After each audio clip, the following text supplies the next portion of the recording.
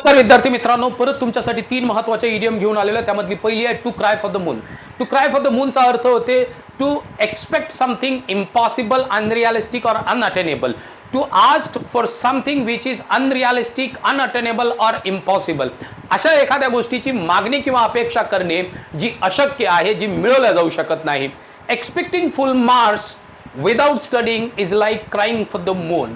किंवा expecting big salaries without experience is like crying for the moon. म्हणजे अनुभव नाही पण खूप मोठी सॅलरी पाहिजे, अशक्य आहे. अभ्यास केलेला नाही पण पूर्ण मार्क्स मिळाले पाहिजे, अशक्य आहे.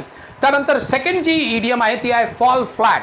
फॉल फ्लॅटचा अर्थ होते टू फेल कम्प्लिटली. याचीच इडियम मी लिहून दिली होती याच्या आधी, ती म्हणजे to go down like a lead balloon. To fail completely. मी म्हणेल ही जोक फेल फ्लॅट म्हणजेच काय, त्याचा जोक पूर्णतः फसला. नेक्स्ट, हर स्पीच फेल फ्लॅट. तिची स्पीच कोणाला आवडली नाही. His strategy fail flat. His attempt fail flat. His proposal fail flat. सर्वच्या सर्व गोष्टी काय झालेल्या आहेत, कम्प्लिटली फेल झालेल्या आहेत, हा त्याचा अर्थ आहे. आणि तिसरी महत्त्वाची जी इडियम आहे ती आहे डॉंकीज इयर्स. डॉंकीज इयर्सचा अर्थ होते खूप काळ किंवा खूप वर्ष. I have not seen him for donkey's years. बरेच वर्षापासून किंवा दिवसापासून मी त्याला बघितलं नाही, असा त्याचा अर्थ होतो. असे छान छान इडियम्स आपल्या यूट्यूब चॅनलवरती येत असतात. त्यासाठी इंग्लिश विथ संगपाल सर या यूट्यूब चॅनलला सबस्क्राईब करून ठेवा.